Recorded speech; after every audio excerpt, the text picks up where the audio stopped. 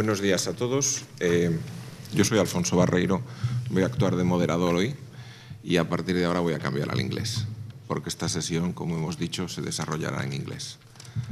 So, I'm the chairman of this roundtable, and I am the Director of Corporate Development for Elecnor Deimos.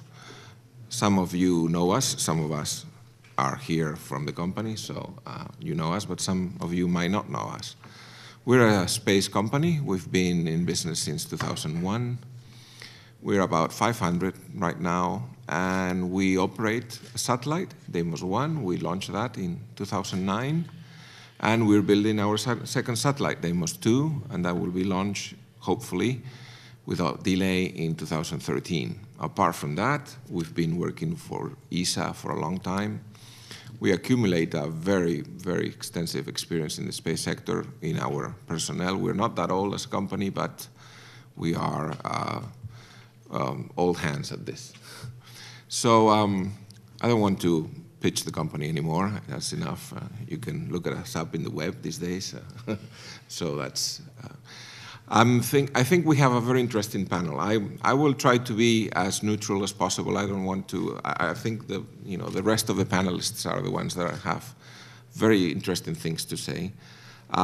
We have Paul Dye here. He's been flight director for a number of years at NASA.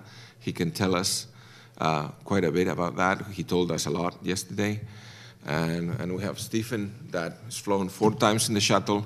Not something that you meet every day, really. So this is something interesting. We have Cárlos Quinta from CDTI. He can let us know what's the government or the official view of the space sector at the ESA level, and that's something he will present shortly. And we have Valvinder Pawar from Booster. This is a space tourism or a commercial space access company that we in Deimos take part in, and he will also let us have a brief overview of that sector. What we have thought that we do in this session is that we look at the future of manned spaceflight. We have all kinds of perspectives here, and we can look at the commercial part, we can look at the big public or government-funded initiatives that are coming up, hopefully, and we can look at other aspects like what's been done in Europe and things like that. So I think I'll take it from the right and let Carlos start, if you like. For sure. It will be a pleasure. Thank you, Chairman, for the introduction, and thank you to the Politécnica University of Madrid and to the Fundación Elecnor for inviting me to come to this roundtable. I was a student at the Politécnica University of Madrid several years ago, so for me it's a pleasure to come back home to speak to the actual students, to the nowadays students. I think I have a presentation over there. I will put it.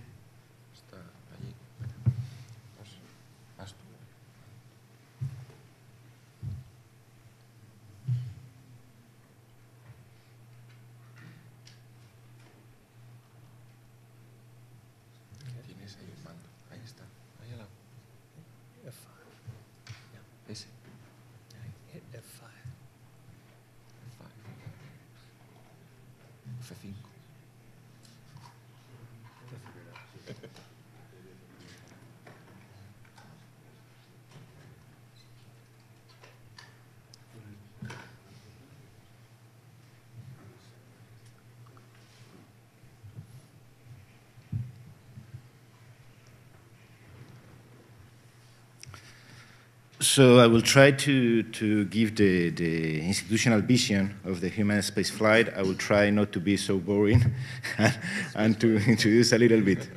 So I think, let's see, yeah, this works perfectly. So this is the contents of my presentation. I will explain you a little bit just to understand which is the European, or more than the European, the Spanish position about the human space flights and how it works in Europe, to try to understand a little bit our position in order to understand better what we will say during the round table. But of course, well, this is in Europe almost set of space activities. I would say around 60% of the space activities are done around the European Space Agency. The European Space Agency is not an agency of the European Union. It's independent. It has some state members that do not belong to the European Union, like Switzerland or like Norway. And there are some members of the European Union that do not belong to the European Space Agency. But anyhow, it's an European organization that its objectives is to do science and research and technology in the space sector and to foster the space industry. So how it works is that there is what we said, a general budget that is something that all the countries that want to be a member of this agency have to contribute, but there are also a lot of optional programs. That means that the countries can decide if they contribute to these programs or not and the level of their contribution. So this is the case of HMAE. HMAE is the Human Space Flights and Microgravity Program. That is the program where the activities related with explorations and with human space flights are carried on in Europe. So these programs, it's like the framework in order to build things related with explorations in Europe. So you have here the objectives, and of course, these explorations, there are a couple of things. One is the human space flights, and other things is the robotic explorations, that are two different things. I think we will discuss a little bit later on if we can find synergies between them, and if it's interesting to find synergies or not, how much we should dedicate to one thing or to other. But my presentation will be focused on the part of human space flight, because that was the title of the round table. So what you have here, as I was explaining you in the first slide, how the European Space Agency works. It works in different programs that almost all of them are optional programs. So this slide tries to give you an idea of the efforts that are done in Europe regarding human space flights. What we do in the European Space Agency is we had for doing space programs. Space programs are programs that need big amounts of funds for the budgets, and the programs take lots of years. You don't do a space program in a couple of months. You need several years, sometimes 10, 20, 25 years to carry on the program. So for that, what we do is from every 3-4 years, we have what we call a ministerial council. That means that the ministers of these member states meet together in order to decide and to be sure that the funds needed for the following years are available for the activities and for the industry. So what I have put in these slides are the commitments that were done in the last ministerial. The last ministerial was in 2008 in La Hague, in Netherlands. And the next one will be in Italy at the end of this year. So unfortunately, we are now starting to prepare this ministerial for the end of this year. We still do not have the numbers, so we have to live with this for today's discussion with these numbers that are a little bit old, but are the official numbers today. So as you see, what it was approved in 2008 for the period that is actually ongoing and will finish this year, so for the 4 years, was in the order of 6.3 thousand million of euros, and of those for human HMA, for the program dedicated to exploration, human and robotic exploration, was a 30% of it. So it's not a bad number. So around 2,100 million of euros was dedicated for exploration in Europe for the period 2008-2012.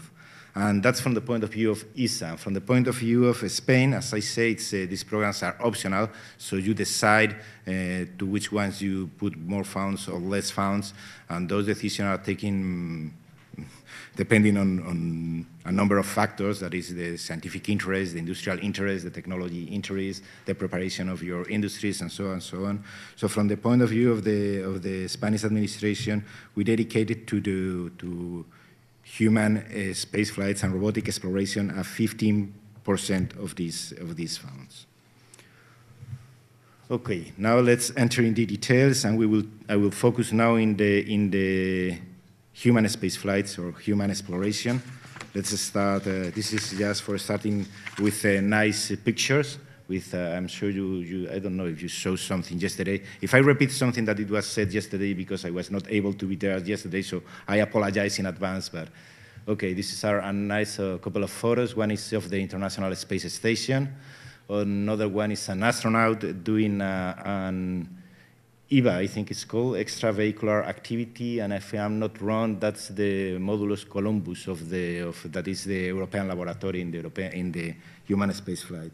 Okay, there are just a couple of photos to start.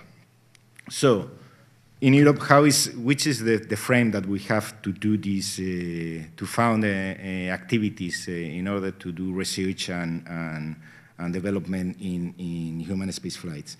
We have these programs that I have mentioned before, and these programs have four legs, but the main legs, of course, is the International Space Station. I mean, you see there are 4 legs, but the central leg and the place where we put more efforts nowadays in Europe is the International Space Station, and include in this leg we have the ATV. I will talk a little bit later what is the ATV. The ATV is the spacecraft that is used by Europe to carry on foods and suppliers to the International Space Station and to do more things. And a part of this this leg for the International Space Station, we have other 3 legs that I will explain a little bit later on. One is ellipse. Ellipse I will explain later is for founding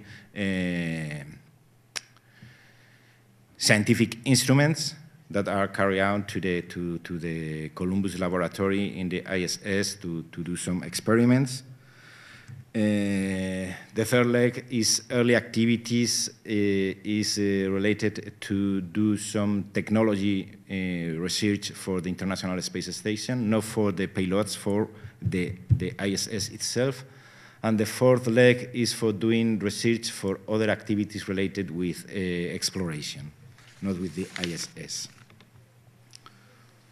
So as I said, the ISS is the central leg, the central X of our activity. ISS, sorry for this, but I'm sure it was explained yesterday, is an international project. It's involved with USA, Russia, Canada, Japan, and some countries of the European Space Agency. Some countries, not all of them, because as I said, it's optional. It was initiated, I think, by USA in 1984. I think that the proposal came from our friends of USA. And then I think Europe joined in 1988 or something like that, Europe and Canada, and then I think Japan in 1989 or something like that, and then Russia came in at the beginning of the 90s. At the end, the first part that was launched, the Tharia Russian module, if I'm not wrong, at the beginning of the 90s also. I think it's like the soccer stadium. The size is more or less like a soccer stadium, and I think it weighs something like 450 tons or something like that. You can see it during the night time. It has a low Earth orbit, so I think it's like 400 kilometers height of the orbit. and it's a very bright object in the sky. So some people, when they see it at night, think it's a falling star, but it's the International Space Station. There you have some web pages where you can see the orbit, the trajectory, and if you have a good telescope, you can see it. Well, it can see without telescope, but if you have a good telescope, you can see also some in good details and take good photos. I have seen some photos taken by some good photographers that you can distinguish even the different modules of the ISS. So it's it's amazing. I said there that ESA has 8.5% of the rights. Well, at the end, this is an international project, but you have to put funds on the table. So depending on the funds you put on the table, you get commitments and you get the rights of use. So that's what it means. I mean, we do it for the science, but we pay. So Europe pays, we get back what we pay, something like that. Simplifying. And what is important of that slide also is that from the European point of view, I think in USA was done a little bit earlier, but more or less in March 2011, it was approved the extension of the use of the ISS from 2015 to 2020. Because at the beginning, the end of the ISS was foreseen to be at 2015. So the first decision is to continue with the ISS till 2020. There is also a debate, I don't know if we will enter later on, if to extend it to 2025 or not, what is better, if it's good funds or not, we will see. Okay, so more European participation here in the ISS. This is the Columbus laboratory. It's one of the part of the ISS. It's like the apartment that Europe has in that building. So, I mean, we participate in the initiative because we want to do science, and for doing science, we need a laboratory over there. So this is the European laboratory in this International Space Station. Of course, the lab is focused on things that you need microgravity for doing the research. So it's focused on things like physics, like life sciences, like materials, things like that. But it's open to other kind of experiment if it's needed, if it's demonstrated that it has to be done outside of the atmosphere and in microgravity conditions. What we have here, oh yeah, we have here the ATV. I was talking that when you enter in an initiative like this, the International Space Station, you get commitments. These commitments means you have to pay funds and you have to do things for your counterparts. You commit to do things. One of the things is was the ITV. ITV is a carrier. It's a vehicle that goes to the International Space Station to carry supplies for the astronauts. It carries food, it carries provisions needed there. It carries also the scientific payloads that are going to be used over there.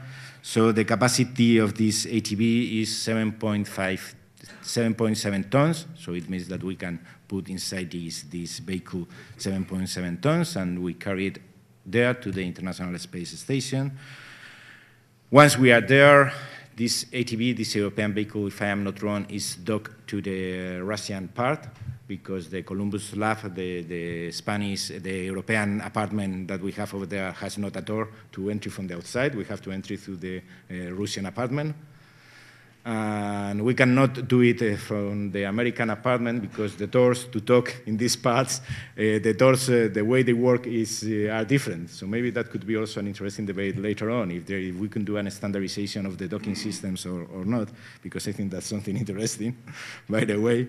Okay, and once we are docked there, the astronauts take the suppliers from the ATV, they carry it inside the International Space Station, but the ATV still does some things. The ATV push the International Space Station a little bit high, because with the time, the International Space Station is in its orbit, but it's coming down a little bit. So the ATV and also the Soyuz, when it goes there, and the shuttle, when it was going there, they push a little bit again the International Space Station to try to avoid it falls down.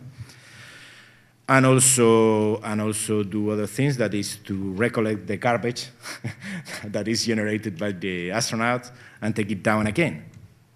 So, okay, it's are important functions performed by the ATB, as it's done by the Soyuz, and it was done by the shuttle. So the ATB,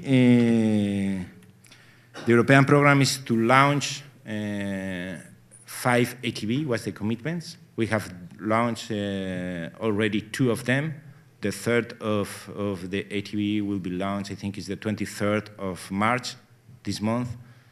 I think you can follow the launch from the European Space Agency webpage, and I think it can be, you can watch also the docking of the ATB to the International Space Station. That is something very interesting, because to see this vehicle, this airplane, to dock in this big soccer stadium is not something trivial, because you need a performance with an accuracy of millimeters.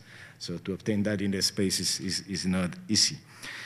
If the launch is the 23rd, I think that the docking will be something like 5 days after, so around the 28th or something like that. That is the time that takes to go to the space station. It's 400 kilometers, but it takes a little bit more than 4 or 5 days, I think it is. So the commitment was to do these 5 ATBs, but I explained a little bit in some slides before. Now the International Space Station has decided to extend its period till 2020. So that means that Europe gets new commitments, because if it's 5 years more of use of the International Space Station, you have to pay the use of those 5 years. You have to pay the community, let's say. So now there are a couple of possibilities, and it's still to be decided in Europe. One of is what we call here the post-ATB5. It's post-ATB5 because it's a decision that we have to take now in order to see how we're going to fulfill our commitments for these 5 years. And because there were 5, it's post-ATB5. So there are a couple of possibilities to see which is going to be the continuation of ATB. We cannot continue with the ATB. I think the European commitments now for these 5 years of extension, it's to like the equivalent of launching a couple of ATB more.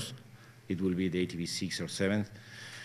But this cannot be done. It's not so simple like that, because we have some obsolescence problems of the ATB. So it's not as easy as that. That's saying, okay, we are going to produce ATB 6 and 7 and problem solved.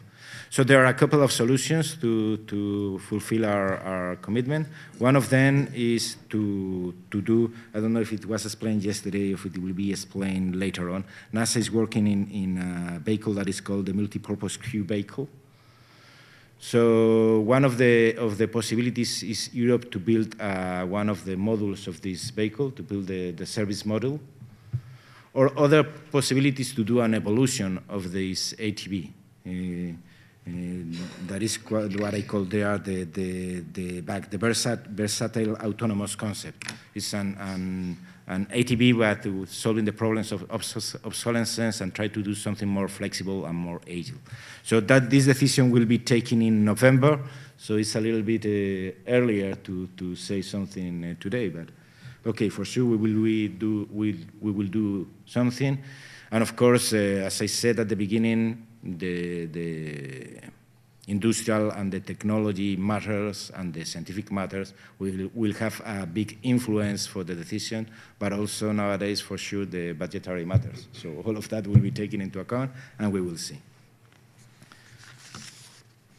So, okay, ISS, Columbus, ATB, another important part of the European space program for human explorations, of course, are the astronauts. Are the ones that make sense to all of this. Okay, we have here some representation of this body, not of the European one. The European one are, I think nowadays there are 13 astronauts. 6 of them were selected, I think, last year or at the end of 2010, I'm not sure.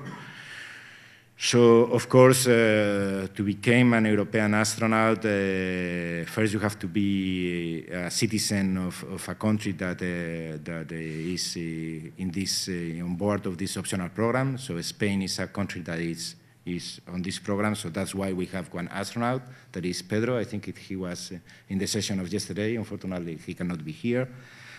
And the astronauts are very important, not only because they go to the ISS and because they perform the experiments, but also from the ESA point of view, and I guess from NASA it will be something equivalent, they are like space ambassadors. It's very important. I mean, they promote space activity, they are a good relationship with the governments to try to convince them to provide the funds needed. They also are very important in order to combine the young people that are at the high school to try to choose for a scientific and a technical career. That maybe it looks obvious to everyone that the young people at the high school will select science or engineering careers, but at the end it's not so obvious. We have to do some promotions to try to convince them, and an astronaut is a good figure for that. Okay, they have an important role. Okay, this slide, I'm not very happy with it anyhow. Okay, for the astronauts, they need a training. Here is a photo of a training done in some caves. But important is that Europe has a training center for astronauts in Germany.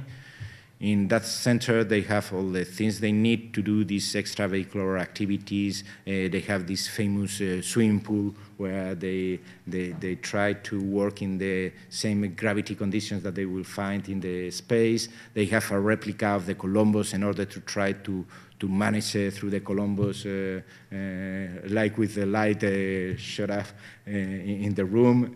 Okay, and also I think there is also an agreement with the Russians and with the Americans, and they spend some time during their training in Russia and in America, and also to became familiar with the Russian and with the American side and with the Soyuz. Okay, and this is other important part. This is the USOCS. USOCS is User Support Operations Center. And this is there are several USOCs around Europe. There is one in Madrid, and in fact, that depends on the Politécnica University. I think it's in the Monte Gancedo campus. And the USOCs, as its name explains, is like the interface between the scientific community that are using these instruments that are on board of the ISS in the Columbus lab. And also, they collaborate a lot with the astronauts, and they perform the operations of these payloads that are at the Columbus module. So we have this control center, one of these operations center here in Monte Gancedo. So finally, this is the scale of contribution, the funds that were committed. I gave at the beginning the funds that were committed for all human and robotic exploration in the last ministerial. This is what it was committed for just for these things, for the International Space Station.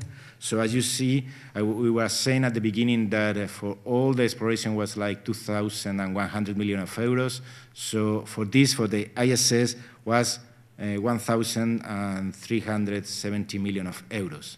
That was the commitment. As you say, it's the main excess, as I said. And the Spanish contribution was 28 million euros.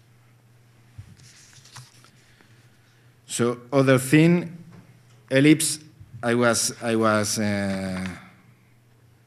mentioning them it at the beginning. Ellipse is also an important part. It's a complementary part of the ISS. This is the program that we use at ESA for founding the payloads, the scientific instruments, the scientific experiments that are going to be flow to the International Space Experiments. And also in Ellipse, we have other tools that are complementary to the International Space Station, like it could be parabolic flights, for example, that are also a good tool for doing microgravity research. The problem, of course, is that the duration is quite limited, not exactly the same that ESS. So, I'm not sure. Oh, yeah. And there are other campaigns where Europe takes part, like, for example, the experiment. These are experiments that are done in order to simulate long conditions without gravity. I think that you heard, for example, the Mars 500. Well, this was an experiment where Europe took part. I'm not sure if the USA. I think USA was not present, but it was done between Russia and Europe. And this experiment, the objective of this experiment was, it was called like the Space Big Brother. It was trying to see how the astronauts were going to live together during 500 years. That is the time more or less estimated that it's needed to go to Mars and coming back. So there are some other experiments trying to prepare the future. So this is the participation in ELIPS. For ELIPS, it was 284 million euros in total, and 8 million of euros from the part of Spain.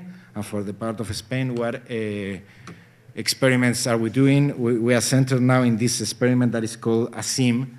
This is an experiment that is led by the leadership is from the University Politécnica of Valencia, I think.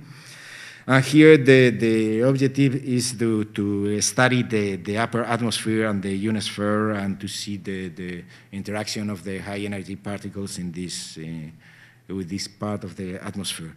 It's more an Earth observation experiment than a live experiment or something like that. But as I said, the ISS sometimes is used for other experiments. So also this will be located in the outside of the Columbus. So it will not occupy place inside the Columbus.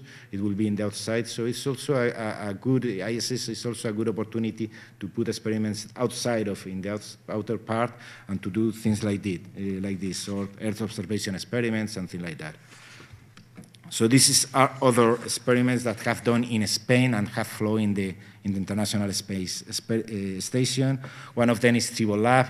TripleLab was an experiment, if I'm not wrong, it was done by INTA, the CAP at INTA at the Tecnalia in the País Vasco, in the Basque Country. And it was, its objective was to study the performance of lubricants in space. In the space, we have a lot of mechanisms to deploy antennas or to deploy things, large things that, of course, in the launchers you cannot put large things. So you have to put it in a configuration that later on, when you arrive to the space, you deploy the antennas or the big parts of that are needed for the International Space Station. So you need lubricants. MARES was an experiment dedicated to study the muscular atrophy in the microgravity. BioLab was a biologic experiment in order to study how the microgravity affects to cells, to tissues, to plants, and also I think some small animals. And MIDAS was an experiment that the main objective was to study the quality of the air, of the environment in the International Space Station. That is something very important. We have people living there for some weeks or some months in some cases, so it's important they live in good conditions. So what else we have here? Oh yeah, here is another, this was done in early activities. Early activities, as I said, is also dedicated with the human exploration, but not exactly with the ISS. And here is an important experiment that has important Spanish participation. This is called MELISA. MELISA is a lab.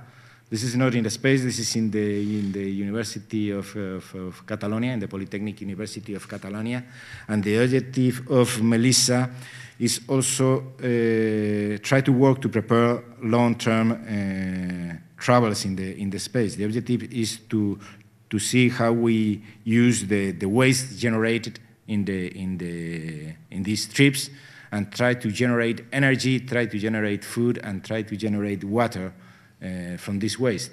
So, and of course, because if you are going to travel to Mars, you you need to try to be, in the moment of the launch, you will need a lot of supplies for these 500 days that will take the trip to go and to come back, but the launchers have a capacity, so we have to try to invent things to try to reduce the weight of the supplies that we carry with us, and also we have to try to invent something to see what we do with the waste and not put the space full of waste. So we have someone thought, okay, what we are going to do with the waste, why we don't use it. So this is the objective of Melissa. So as you see, to become an astronaut can be very amazing and very interesting, but if you fly to Mars, you have to think that you will drink and eat what Melissa will generate. So I don't think if that's a nice idea. And last, but this I think is not so strongly related with the ISS, is another European program that is Lunar Lander. Lunar Lander is also an ESA program where Spain is a member. So the idea is to send an European rover to the moon. So the idea with what is behind that, it will be also be part of our discussion, what it makes sense to continue with the human exploration, to go to the moon, to go to the Mars, to go to an asteroid. Okay, we will see. So that's all on my side. Sorry I have been longer than I expected, but we will finish with another interesting photo of the ISS. Thank you for your attention.